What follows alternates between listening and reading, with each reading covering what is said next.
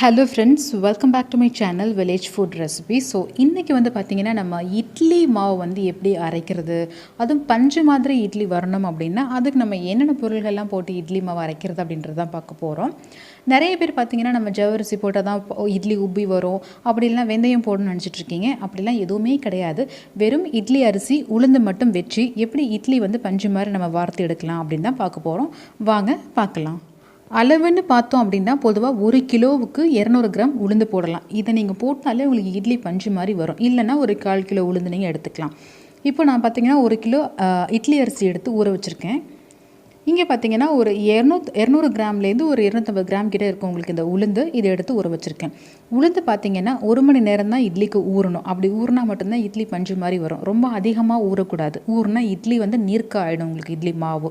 இதுதான் வந்து இதில் இருக்க ஒரு சீக்கிரட்னு கூட சொல்லலாம். நம்ம இப்போ நம்ம மாவு அரைக்க ஆரம்பிச்சிடலாம்.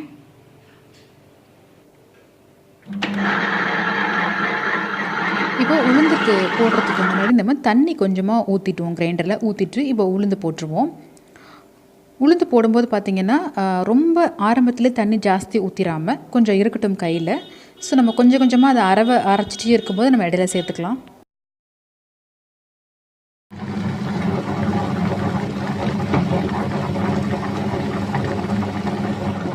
இந்த மாதிரி மாவு வந்து நீங்கள் கிரைண்டர் கல்லில் போட்டதுக்கப்புறம் ஆடிட்டே இருக்கும்போது சைடு சுற்றி இந்த மாதிரி நல்லா கொஞ்சம் வடித்து எடுத்து விடுங்க. ஸோ தட் உங்களுக்கு அங்கே இருக்க கிரைன்ஸ்லாம் வந்து மேலே நிற்கும் சமயத்தில். அதுவும் வந்து உங்களுக்கு உள்ளே இறங்கிரும். சம்டைம்ஸ் உங்களுக்கு தேவைப்படும், சில கிரைண்டர்ஸில் தேவைப்படாது. ஸோ இந்த மாதிரி எடுத்து பார்த்திங்கன்னா கிரைன்ஸ் இருந்ததுன்னா அதை வடித்து உள்ளே விட்டுடுங்க. இப்போ உங்களுக்கு தண்ணி வந்து நீங்கள் ஆட் பண்ணணும்னு ஃபீல் பண்ணிங்கன்னா இந்த ஸ்டேஜில் நீங்கள் தண்ணி ஆட் பண்ணிக்கலாம். ரொம்ப நீர்க்க உளுந்தாகாமல் இந்த மாதிரி பஞ்சு மாதிரி வர மாதிரி பார்த்துக்கோங்க.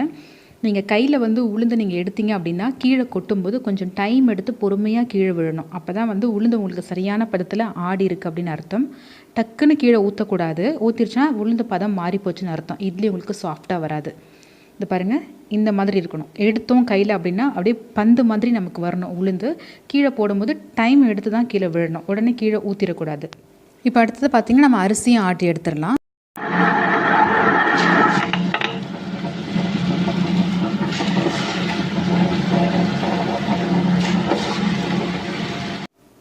கொஞ்சமாக தண்ணியை முதல்ல ஊற்றிட்டு அதுக்கப்புறமா அரிசி போட ஆரம்பிச்சிருங்க. அப்போ தான் உங்களுக்கு நல்லா அழகாக வந்து சேர்ந்து உங்களுக்கு அரைஞ்சி வரும். அரிசியோட பதம்னு பார்த்தீங்கன்னா ரவை பதத்துக்கு அடுத்த பதத்தில் நம்ம அரிசியை வந்து வழித்து எடுத்துடலாம். இப்போ நல்லா ஓடிட்டே இருக்கும்போது நீங்கள் அடிக்கடி செக் பண்ணிக்கோங்க சீக்கிரம் அரைச்சிருச்சா அப்படின்னு சொல்லிட்டு.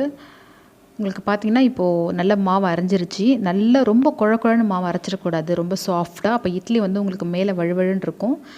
பஞ்சு மாதிரி உங்களுக்கு இட்லி கிடைக்காது. ஸோ ரவை பதத்துக்கு அடுத்த பதம் மாதிரி பார்த்து எடுத்துக்கோங்க. ரொம்பவும் அரையாமல் அப்படியே எடுத்துட்டோன்னா நமக்கு ஒரு மாதிரி கரகரன்னு இருக்கும். இட்லி சாப்பிடும்போது பார்த்திங்கன்னா அங்கங்கே உங்களுக்கு பல்லெல்லாம் ஒட்டும். ஸோ அந்த மாதிரி இல்லாமல் சரியான பதமாக பார்த்து நீங்கள் மாவையும் அரைச்சி எடுத்துக்கோங்க. அரிசி மாவுக்கும் ரொம்ப தண்ணி இருக்கக்கூடாது, அதையும் பார்த்துக்கோங்க. இப்போ நான் ஏற்கனவே உளுந்து எடுத்தேன் இல்லையா, ஸோ அந்த பாத்திரத்துலேயே வந்து அரிசியும் எடுத்திருக்கேன். இப்போது இந்த ரெண்டுக்கும் சேர்த்து உப்பு ஒரு கைப்பிடி அளவுக்கு போட்டு நல்லா நம்ம கை வச்சு வந்து நல்லா நம்ம மாவை வந்து நீங்கள் நல்லா அடித்து வந்து ஒன்றோட ஒன்று வந்து மிக்ஸ் பண்ணி இந்த மாதிரி எடுத்துருங்க.